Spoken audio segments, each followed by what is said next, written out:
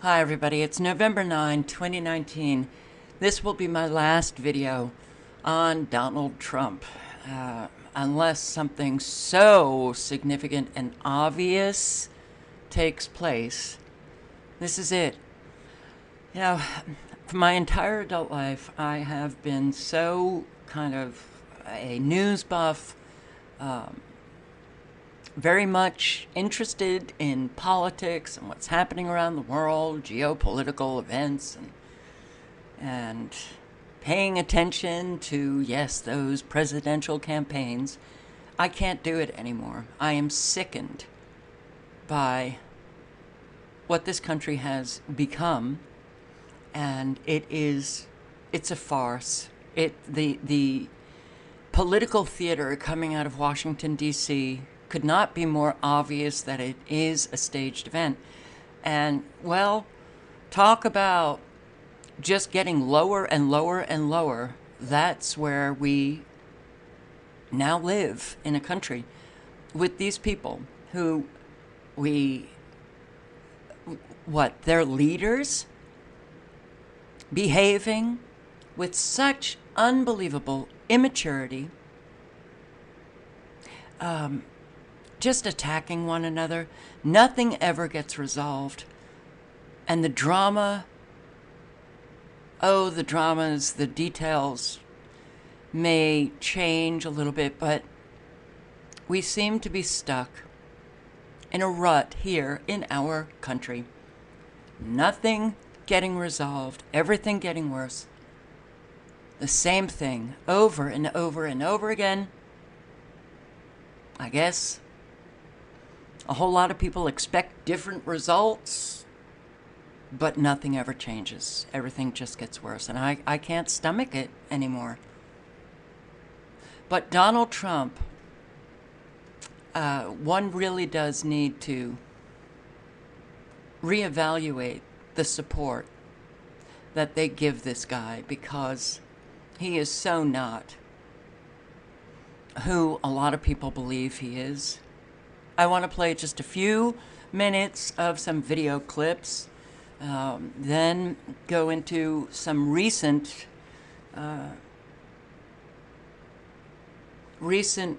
articles showing you what Donald Trump is doing in this country, and then read that, yes, an article written by Brandon Smith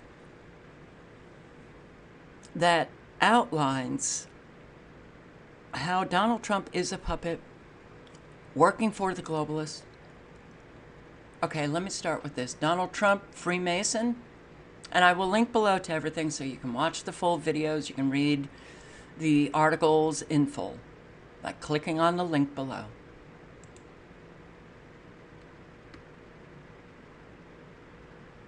Much of the evidence linking Trump to Masonry comes from the interpretation of symbolism, but some of this symbolism is very compelling. Suspicion arose originally upon hearing that Trump's penthouse apartment inside Trump Tower in New York was on the 66th floor. This seemed unlikely at first, because Trump Tower is only 58 stories high, but articles from mainstream sources like Time Magazine, the Boston Globe, and the New York Times confirm Trump lives in a 3-story penthouse that takes up the 66th to 68th floors. An article on Bloomberg.com says the discrepancy is the result of Trump skipping the 6th through 13th floors. The number 66 has a cult significance which will be explained later, but on its own, Trump's living on the 66th floor could easily be a coincidence. Pictures of the apartment's interior, however, bear a significant resemblance to one of the landmark images in Freemasonic history. Trump's apartment looks suspiciously similar to the frontispiece from James Anderson's 1723 book called The Constitutions of the Freemasons. FreemasonInformation.com says this book is the basis of modern Freemasonry. It was the first Masonic book printed in America. Both Anderson's image and Trump's penthouse feature multiple pairs of columns. MasonicHeritage.org identifies the figure in the Anderson picture as Apollo, god of the sun, charging in his chariot. The Hollywood Reporter and the Wall Street Journal have referred to the figure in Trump's ceiling chariot as Apollo. These pairs of columns or pillars are a major theme of Freemasonry. They represent the oppositions within man which must be unified in order to reach higher consciousness, much like the yin and yang. The Masonic arch and keystone unify the two pillars. Coincidentally, Trump made his first appearance on The Today Show in 1980 at the age of 33. In this interview, Tom Brokaw mentions Trump being 33 years old 3 times. He begins by saying Trump is interested in buying the Twin Towers, which were 2 of the largest Masonic symbols in history. 33 is the favorite number of the Freemasons. There are 33 degrees in Scottish Rite Freemasonry. This is because there are 33 vertebrae in the spine, which is the pathway of the Kundalini, a mystical force which lies dormant at the base of the spine. When the oppositions within man are unified, the Kundalini rises up the spine, activating the chakras and initiating enlightenment or higher consciousness. Strangely, Brokaw never returns to the topic of Trump buying the Twin Towers, as if he has only mentioned it for its symbolic significance, like that of Trump's age of 33. Trump owns a copy of Renoir's 1874 painting La Loge. Renoir painted this when he was 33 years old, and La Loge in English means the lodge. Wikipedia tells us that a Masonic lodge is the basic organizational unit of Freemasonry. Trump also owns a statue of Eros and Psyche. The Roman equivalent of Eros is Cupid. At first, this statue seemed meaningless, but we must remember that the oppositions that we see in the form of the 2 pillars are, in part, the masculine and feminine archetypes. If you Google Cupid, Psyche, and alchemy, you will get many results. Even Wikipedia says that this story contains Neoplatonic elements and allusions to mystery religions, and that Cupid and Psyche's love results in their ultimate union in a sacred marriage. This is the alchemical marriage, which is like the unifying of the 2 pillar oppositions. Alchemy is essentially about transforming the lower consciousness or base metal man into a higher consciousness man of gold. Freemasonry and alchemy are essentially the same in this sense, and Trump's apartment, at the top of his tower, is covered in gold. This may be more than just bad decorating taste. It may be a reference to the gold at the end, or top, of the alchemical transformation. Okay,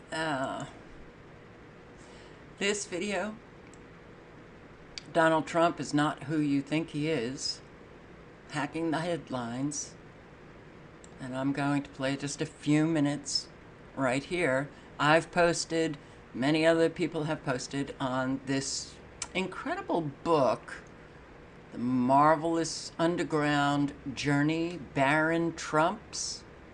Baron Trump was a character in this fictitious book. This was written at the turn of the century, 1901, I believe. I might have the dates wrong.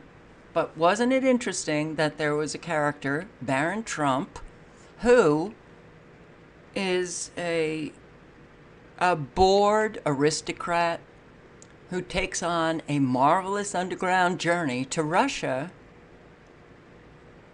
and who is his guide? I may be getting some of the facts messed up, or because it was a long time ago, but it was the Don. The Don guides Baron Trump. Okay. Very interesting, isn't it? Now, you might be able to chalk that up as nothing more than coincidence, but just wait until you see all of the other examples we have of predictive programming surrounding the presidency of Donald Trump. For our next example, we have the movie Back to the Future 2, which also happened to predict a Donald Trump presidency. It was screenwriter Bob Gale who admitted to the Daily Beast that Marty McFly's arch nemesis, the wealthy villain Biff Tannen, was indeed based on Donald Trump. And in this movie, it's Biff Tannen who turns his fortunes, among them a casino, into a quest for political power. And in this 1989 sequel, Biff then uses the profits from his casino to help shake up the Republican Party, and eventually assumes political power himself. Then, in what becomes a lawless dystopian wasteland, Biff encourages every citizen to call him America's greatest living folk hero. But if you're still not convinced that we're living in a scripted reality, maybe this will help.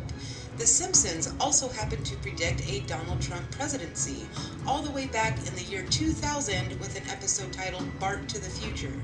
Of course, very similar to Back to the Future. And in this episode, Lisa Simpson is depicted as being president, but only after Donald Trump is president and bankrupts the country. As you know, we've inherited quite a budget crunch from President Trump. President Trump. President Trump. How bad is it, Secretary Van Houten? We're broke. The country is broke. But not only did The Simpsons also happen to predict a Trump presidency, the episode's writer, Dan Greaney, said that the fictional Trump presidency was a quote-unquote warning to America. But the Trump presidency was not the only time The Simpsons have used predictive programming in their episodes. In fact, it's one of their favorite places to hide the truth in plain sight because it's a goofy comedy that nobody takes seriously.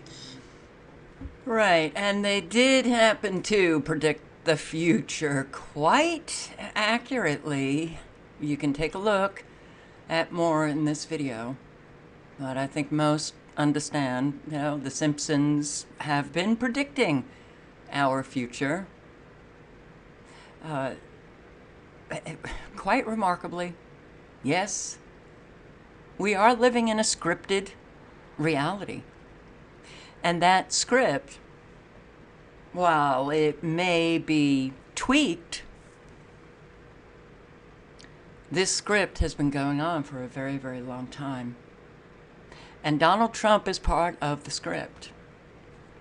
So, I want you to listen to this. Knight of the Round Table in Tintagel and can call himself Sir, Heidi Davey reports. Well, as the legend goes here in Tintagel, only the best knights in King Arthur's kingdom are invited to sit at the prestigious Round Table.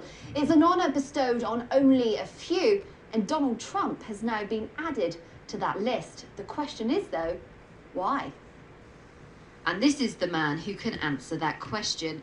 Meet John Mappin, who owns the Camelot Castle Hotel and has his very own TV studio at the Round Table. So from henceforth, Donald Trump will be known at Camelot Castle as Sir Donald Trump of Camelot. He's really not joking, by the way, as the process for selection is extremely serious here in North Cornwall. We do it very, very rarely, and we do it. It is a great honour because the Noble Order of Camelot Castle is something that we do take very, very seriously. We have granted knighthoods previously. Some of them obviously are private for obvious reasons, but in fact we did knight Nicolas Cage. And what response have you had then from Mr. Trump himself? I know you mentioned his solicitor has been retweeting some of your tweets. Yes, his lawyer did, and one of his, somebody who was working for him in public relations also has been forwarding some of our tweets. We haven't had a formal response from him yet, but let's see. And what would you say to him? If there was a chance he would watch this on the internet, what would you say to him? I think he is one of the most noble men today in the world. I think what he is doing is something that will go down in history. And I think Oh, it will go down in history. Okay. So, I've also been digging into Trump as a 33-degree Freemason. His Jesuit connections, his Jesuit training, which will be discussed in another video on, yes, the Jesuits.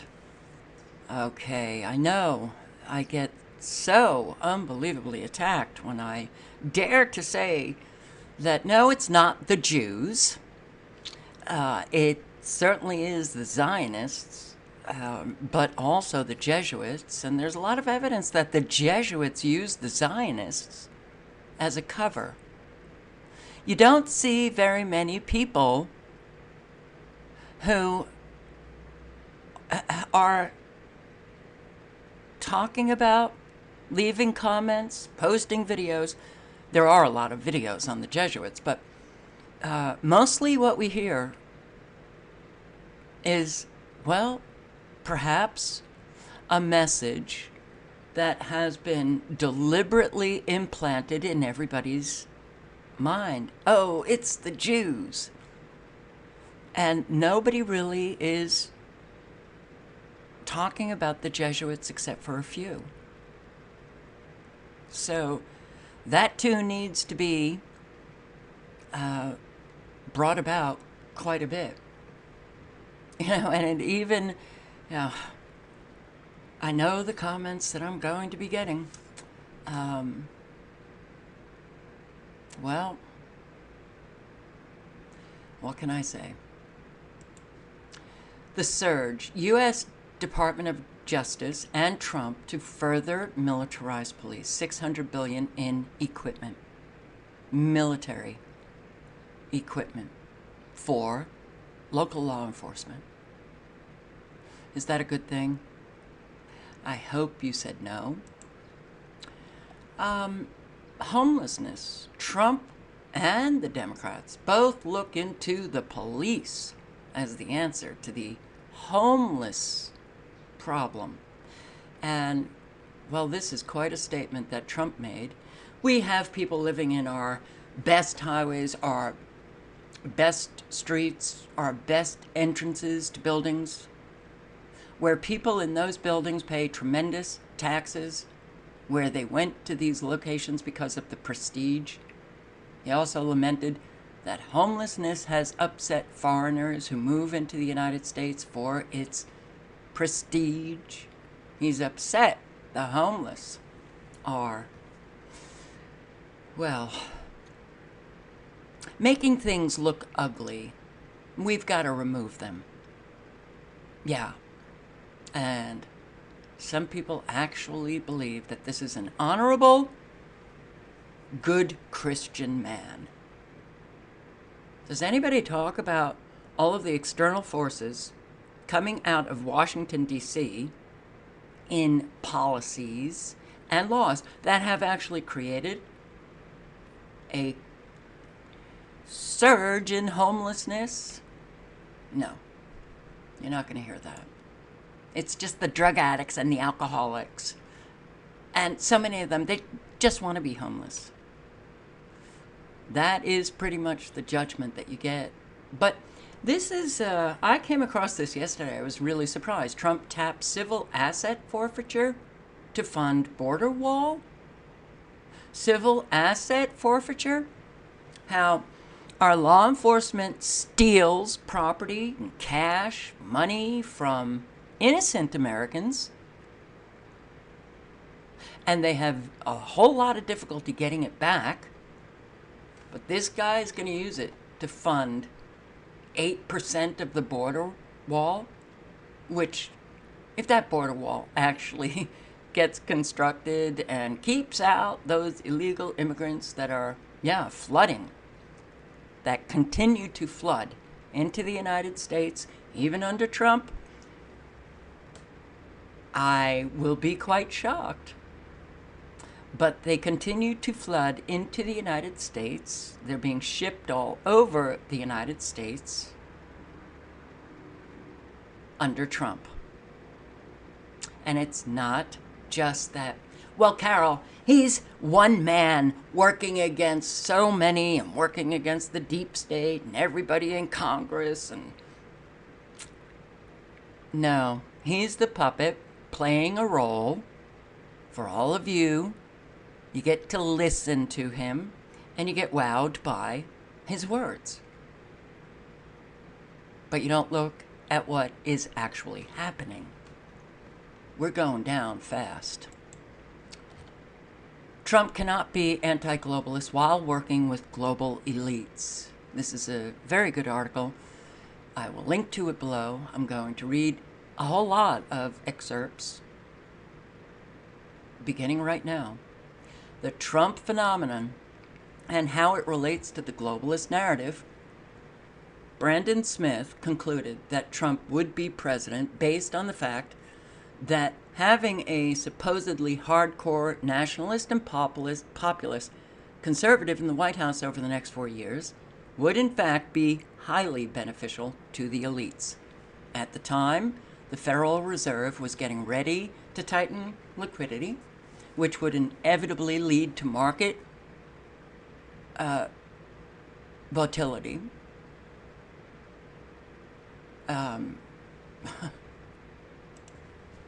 I'm sorry.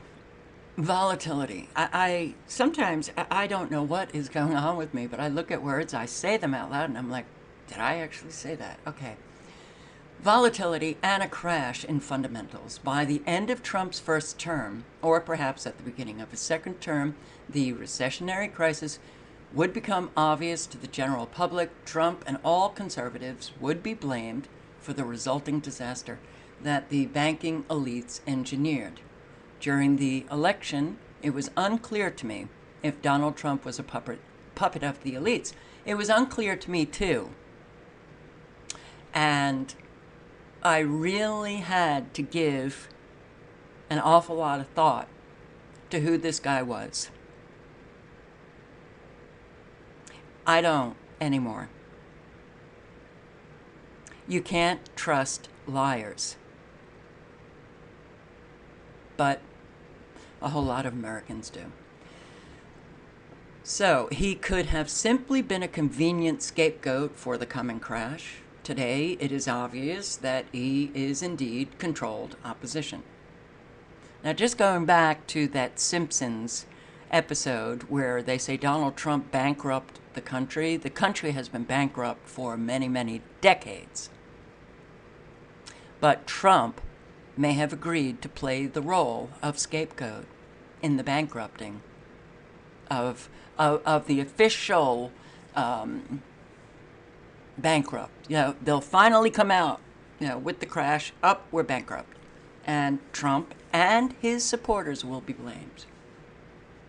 It is a possibility that everybody needs to consider. Trump's association with the globalists go way back. He was saved by the Rothschild banking family from crippling debts in multiple property developments in Atlantic City during the 1990s. The Rothschild agent that handled Trump's bailout was none other than Wilbur Ross, the senior managing director of Rothschild, New York. Ross is now Trump's Commerce Secretary, which indicates that his relationship to the Rothschilds continues to this day. So it just gets more and more obvious that, yes, Donald Trump is the controlled opposition. And he is creating quite a stir. We've never been more divisive in this country. We've never seen the kind of red-blue fighting that is going on. It's insane. It's so unbelievably immature. It's not grounded in facts and evidence. It's just grounded on opinion, coming from both sides. And it's destroying us. So in 2016, Trump offered positions in the White House to a vast array of global elitists, some of them from the Council on Foreign Relations, others from other think tanks, Heritage Foundation, and they're calling for the Council on Foreign Relations and these think tanks. They call for the end of national sovereignty. Elaine Chao, Secretary of Transportation, Jamie Dimon, is an economic advisor to Trump. Jim Donovan, Deputy Treasury Secretary Larry Fink, member of Strategic and Policy Forum Neil Gorsuch, Supreme Court Justice Vice Admiral Robert Harwood, National Security Advisor, then went on to bring in longtime elites with ties to the globalist establishment and the Federal Reserve, John Bolton, Mike Pompeo, Robert Lister, I don't know, Larry Kudlow, Steve Mnuchin, the list goes on, and it does go on. And I included in a video just recently that I posted that, yeah, Jerome Powell is yet another member of the Council on Foreign Relations that is heading the Federal Reserve. It is a private bank. It is not a federal agency. That presidents have been nominating the chair of the Federal Reserve. It's just a staged play to get you to think that it's not a private bank. But it is. And they're all playing their part. Trump consistently criticized Hillary Clinton's many ties to the banking cabal, including her close relationship with internationalist banks like Goldman Sachs. He also made multiple criticisms against globalism. Then he argued that the economic recovery under Obama was actually a massive financial bubble.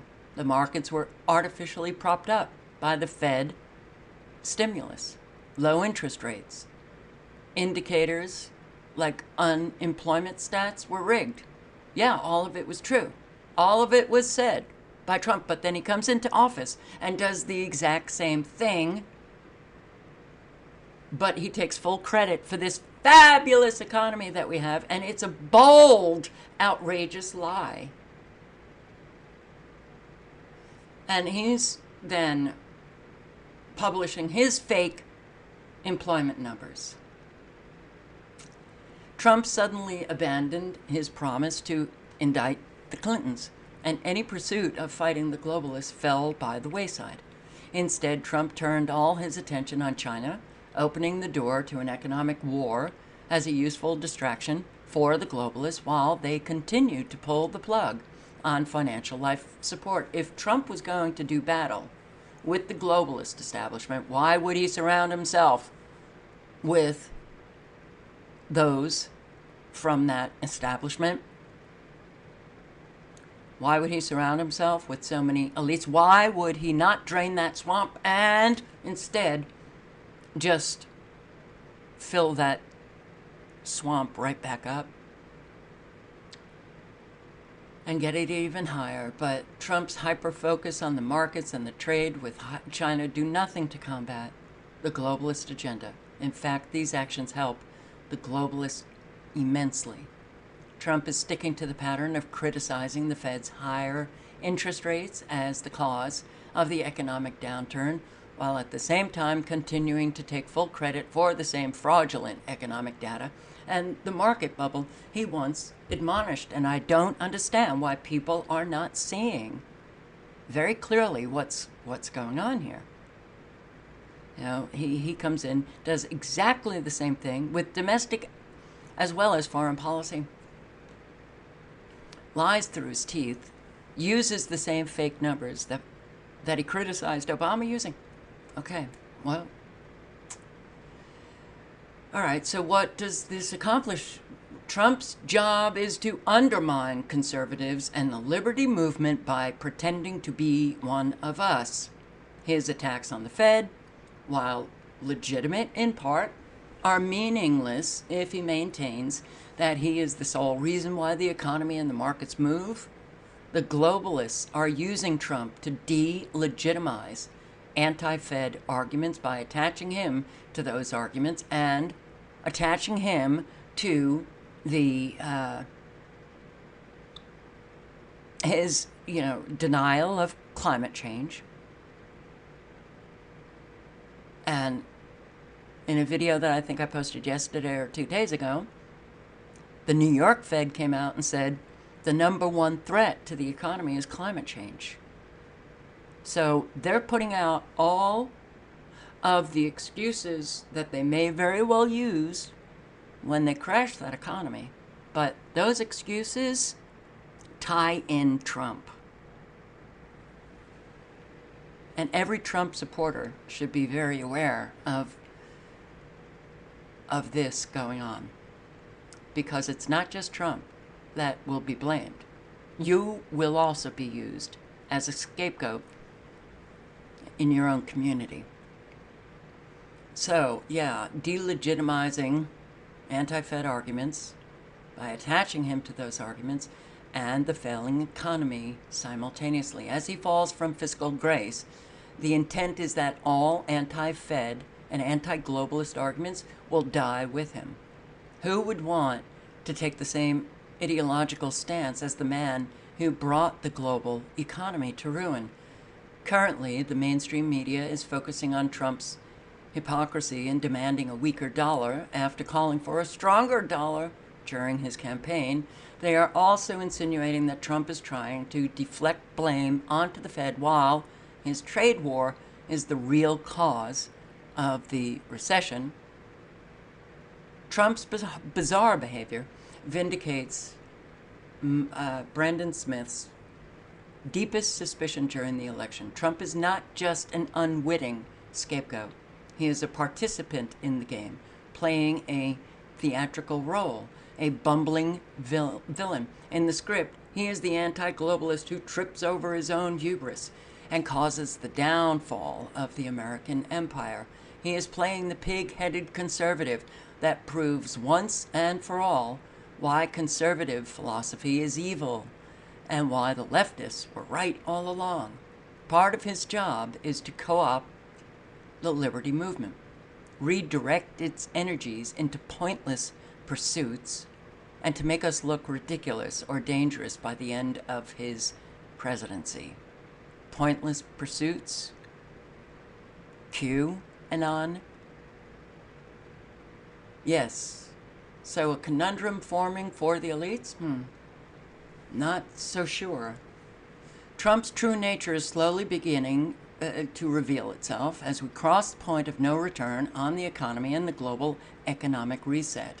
When Trump openly supports red flag gun laws designed to usurp gun rights through backdoor confiscation, and when he commits to a military buildup of our own local law enforcement, as well as sending troops to Saudi Arabia in an obvious first step towards war with Iran, this causes many conservatives in the liberty movement to question Trump's loyalties, as they should. The elites have to find a way to keep conservatives and liberty activists blindly riding the Trump train, QAnon, for as long as possible. For if we begin to question the narrative too soon, it becomes harder for them to draw us into supporting actions which will be blamed for the burgeoning economic and geopolitical crises. Some people in the liberty movement have attached themselves to Trump so completely that there is no escape. They will now be tempted to double down on their defense of his actions and his associations, forever claiming that Trump is playing 4D chess and that he is keeping his enemies close. No matter how insane these assertions are, some have even argued that conservatives should go to war if Trump is impeached. Foolish? Most of us are not interested in fighting a civil war over Trump. If we fight a civil war, it will certainly not be over a puppet of the banking establishment.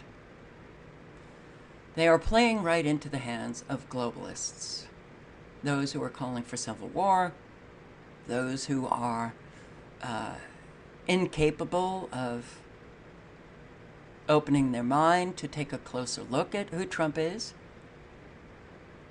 those who are, the QAnon folks. We live a psyop. Life has become a psyop. Everything's just a psyop. It is vital that liberty activists understand that Trump presidency is a psyop aimed first and foremost at them. As the leftist media outlet Bloomberg once happily predicted in an editorial titled "The Tea Party Meets Its Maker," Trump could absorb conservative movements, those they call the Tea Party, and destroy them once and for all. Recent events in Trump's rhetoric are carefully staged to make him appear anti-globalist, but the aggressive nature of the propaganda was predicted. The elites have to draw conservatives back into the fold somehow. And so they are throwing as many crumbs as they can from Trump's table without him actually accomplishing anything in our favor. Getting rid of John Bolton was the beginning of the latest PSYOP campaign, as Bolton represents a hated element among many liberty activists, and the establishment had no choice but to finally reduce his footprint in the White House. But look, if you take a look at Trump's, who he surrounds himself with, his advisors, his cabinet, you will see swamp. But everything, unfortunately, is a little too late. Too little, too late.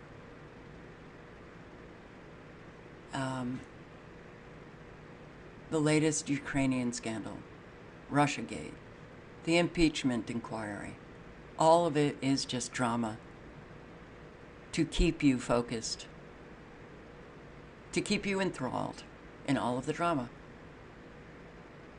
Meanwhile, what's going on? Well, it's kind of like, let's round up the homeless, have the police do it. Let's just keep stealing from Americans and use their money for our own agenda. And we'll keep militarizing the law enforcement, local law enforcement, and the surveillance, of course. So,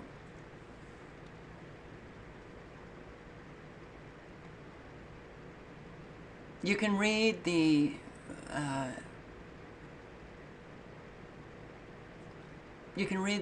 article in full. You know, he believes that Warren will be the 2020 candidate. She's the first one to come out and say that our economy is very fragile and we're close to a crash. Nobody else has said it but just Warren. And interestingly, the Council on Foreign Relations invited Elizabeth Warren to write an article for the Council on Foreign Relations, but nobody else. It seems that the CFR may already have a chosen candidate, though things are, well, don't be surprised if things change. Another crumb thrown to conservatives is the sudden reopening of discussion on the Clinton emails. We're just going to go back and forth with this. Nothing will ever get resolved. Trump is never going to touch the Clintons. Trump's UN speech, where he criticized globalism, that's his role. It's his role. But he's a globalist. He keeps talking about how fabulous the economy is and how he brought back manufacturing to the United States, and manufacturing is nearly dead in this country. You just believe the lies? It's amazing. What is the purpose of this facade? Yeah, look at the guy, too. I mean, he's played a role on World Wrestling, or I don't know what the WWE is, but it's a wrestling thing. The Apprentice. Now his job is to attack the globalists, and it's their job to pretend to attack him, while the real targets of attack are conservatives, sovereignty activists, freedom advocates. What is the purpose of this facade, this fake wrestling match between Trump and the elites? To get conservatives invested in a false paradigm, to co-opt our movement and our momentum, and ultimately to chain us to Trump's reputation and then drown us when he goes down. And it's coming. Trump gets into office and suddenly this whole community here gets fractured. You have the ardent, hardened Trump supporters. Thousands are just, they rush to QAnon. It's been years, guys. Nothing has happened. This country has gotten worse. You know, we're just hanging on to like a little thin twig, the financial tree. It's ready to snap. Nothing has been done. So, yeah, I am afraid for the Trump supporters, the conservatives. Understand also, most Americans do not know how to think. They're fed their thinking process that goes on in their brain. It's manipulated, it's engineered, and they think whatever they're told to think. So it doesn't matter that we all know the economy has been deliberately engineered ever since the Fed came into existence. But it won't matter to most Americans. They'll believe that the economy was great, then it goes down, then they blame it on Trump. They'll just believe what they hear. Which means that they're ripe for being set up, those on the left, to attack those on the right. Because they will think their support, Trump supporters, they have kept this guy propped up and now he's destroyed the country. They'll attach blame to Trump supporters. While activists put all their hope in Trump as a solution to the globalist problem, they remain unprepared for the fallout when it's revealed that he was a complete waste of time. The masterstroke of the elites using Trump as a weapon is that one man might be able to nullify the activism of millions. While campaigning, Trump knew, because they've already collected all of the data from social media, what most Americans want to hear. They want to hear talk about the Constitution. They want to hear talk about protecting the Second Amendment. They want to hear talk about vaccines and vaccine safety. They want to hear talk about destroying Common Core. So I'll give that talk. I will keep those Americans so glued to me because, well, people love to hear what they want to hear. And they don't look at what is being done. So it's easy to manipulate Americans. The solution to remain continually vigilant of Trump's rhetoric and policies and to call him out when he does anything that violates constitutional principles or anything that aids the globalists in their effort to trigger an economic reset. The more we call out Trump on his strange behaviors, his connections to the establishment, and his flip-flopping, which is, wow, more so than anybody else. I mean, one day he says one thing, and then the next day he says the opposite. All right, the less useful he is to the elites. They will have to continually adapt their tactics. So we might be able to stall the economic collapse or more red flag laws or whatever else. But unless Americans really begin to start thinking for themselves and begin to dig into the truth, we all will suffer the consequences of mass ignorance. And I also do want to just show you William Barr, yes, Trump's pick for Attorney General, Mr. Surveillance. He's known as the godfather of the NSA's bulk data collection program. I'm not going to read these articles. I will link to them below. But the Patriot Act, he said it doesn't go far enough. He objects to the idea that the government should need a warrant before it can spy on its citizens. Civil asset forfeiture, yay! William Barr loves it.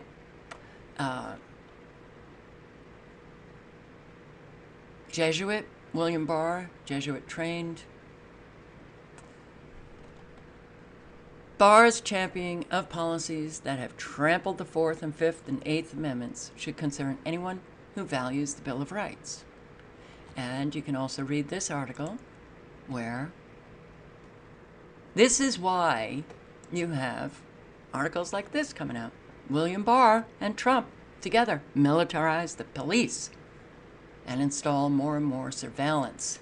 So, you can, he was a Verizon, he was general counsel and VP, the executive VP for Verizon, William Barr. He has a shady history. If you take a look at who this guy is appointing, and of course Trump is getting, instruction for the Council on Foreign Relations from the Council on Foreign Relations. Presidents don't actually. They're the puppet. They get up, they're told what to say, they say what they're told, and that's it. Others behind the president are pulling the president's string, and Trump is no different. All right, I will link to everything below. Look, you can criticize me, you can attack me. I don't care. But I am worried that this may very well be the scenario that takes place. Trump getting blamed for the ultimate destruction of our country, and people attacking those who support him. So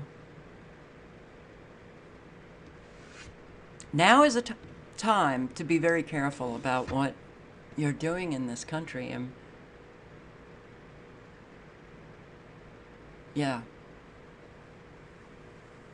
All right. Links are below. Hope you have a good day.